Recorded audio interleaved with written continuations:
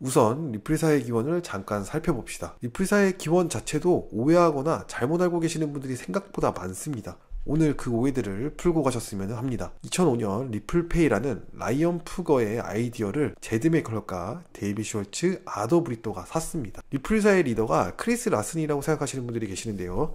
지금은 크리스 라슨이 맞지만 그 당시에는 크리스 라슨이 리플사에 있지도 않았습니다. 브래드 갈링하우스는 사실 더 늦게 리플사에 들어왔기 때문에 초창기 멤버에 끼지도 못하고요. 그 당시 리더는 크리스 라슨이 아니고 빵형도 아니고 바로 제드 맥클럽이었습니다. 제드 맥클럽, 데이빗 숄츠, 아더 브리또 이 세 명은 높은 비용이 드는 비트코인 채굴과 느린 비트코인의 트랜잭션의 불편함을 해소하고자 2011년도부터 XRP 레저와 XRP를 개발하기 시작했습니다. 2012년도 6월에 마침내 XRP 레저와 XRP를 완성시켰는데요. 그 이후 크리스 라슨이 리플사에 조인을 하게 된 것입니다. 그러면서 2013년 9월 현재 리플랩스라는 이름으로 바뀌게 됩니다. 자, 대충 그림이 그려지시나요? 조금 더 짧게 정리를 하자면 제드 맥켈럽과 데이빗 숄츠, 아더 브리또 이 세 명이 라이언 푸거로부터 리플페이 아이디어를 인수하게 되었고 그 다음 XRP 레저와 XRP를 개발을 완료하고 여기에 크리스 라슨이 조인이 되어져 총 4사람 크리스 라슨, 제드 맥켈럽, 데이빗 숄츠, 아더 브리또를 통해서 리플사가 창립이 되어졌다라고 정리할 수 있습니다. 2013년 리플사가 창립되기 전 2011년도에 XRP 레저와 XRP가 이미 만들어져 있었다 이렇게 볼 수 있다는 것이죠. 여기서 에이 보니까 리플사가 먼저 있었네 하며 반문하시는 사람들이 분명히 계실 거예요. XRP 레저와 XRP로 사업을 하겠다라는 결정은 리플사의 정식 이름이 바뀌어지면서부터 시작이 되었습니다. 그렇기에 리플사는 XRP보다 나중에 생겨난 것이 맞습니다. 여기에서 제드 맥컬럽이라는 인물이 리플사에서는 정말 빼놓을 수 없는 인물이긴 합니다. 자, 여기서 궁금증이 하나 생기는데요.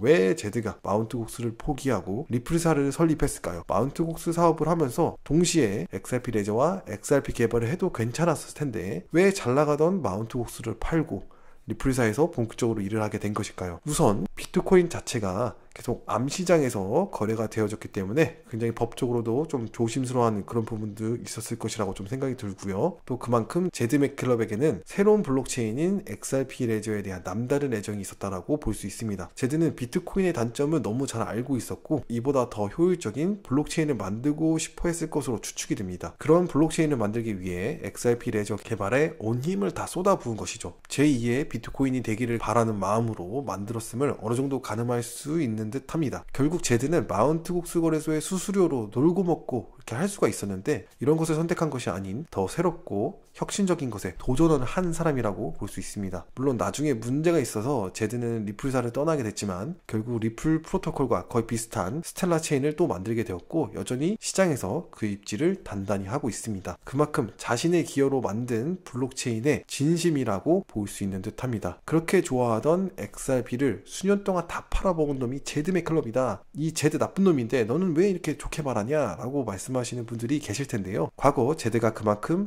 XRP 레저와 XRP의 진심이었다라는 것이죠. 그만큼 비트코인 다음으로 혁신을 간절히 바라고 있었다라는 것을 느끼실 수 있어야 한다라고 저는 생각을 합니다. 저도 제드 맥켈럽 그리 마음에 들지는 않지만 천재성은 개인적으로 인정을 합니다. 그가 해놓은 것들 중 손해본 것이 있나요? 거의 없죠. 거의 뭐 손해본 것 없이 다 이뤄냈기 때문에 천재인 것 같고요. 여기서 이제 이더리움이 알트 중 최고 아니냐 이렇게 보시는 분들도 계실 건데요. 저도 인정합니다. 현재는 이더리움이 알트 중 최고고 스마트 컨트랙을 이용한 수많은 어플리케이션을 올리면서 앞선 혁신을 이루고 있는 코인 맞습니다. 하지만 역사적으로 한번 살펴보면요.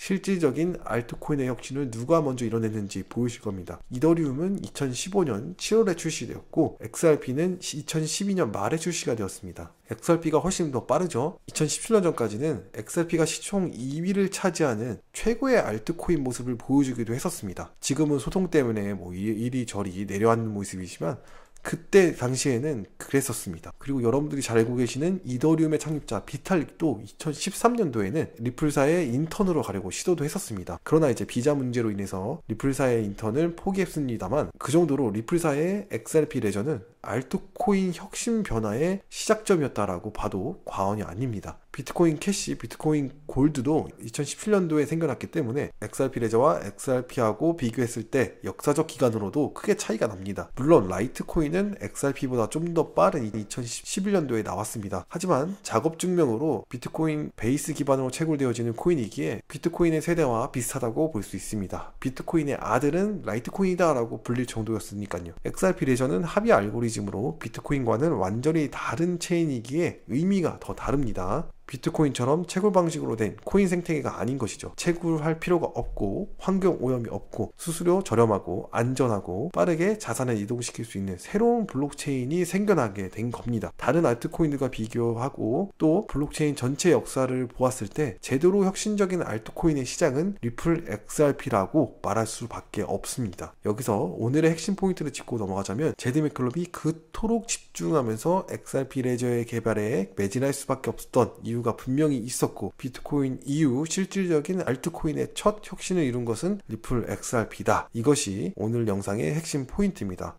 다른 프로젝트들은 비트코인의 파일을 뺏어오기 위해 노력을 했지만 사실 XRP 레저는 그런 생각을 잘 하지 않았습니다.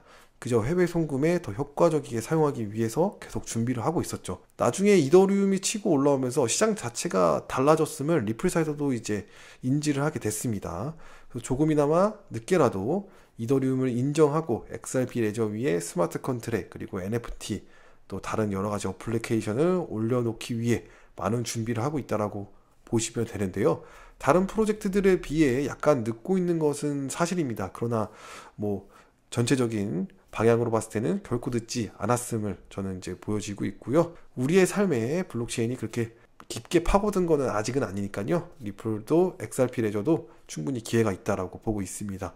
그래서 리플사는 2011년도부터 세상에 필요하고 유용한 블록체인을 만들기 위해 노력을 해왔고 그 혁신을 차근차근 이뤄내고 있습니다. 현재 SEC 소송 중임에도 불구하고 지금까지 시총 10위권 밖을 한 번도 벗어나지 않는 그런 저력을 가지고도 있습니다. 현재 온 세상이 리플 XRP에 대해 집중을 하고 있는 상황이고요. 리플 XRP는 세상을 변화시키는 그런 중심에 서 있습니다. 3부에서는 이 이야기를 말씀드려 보려고 합니다.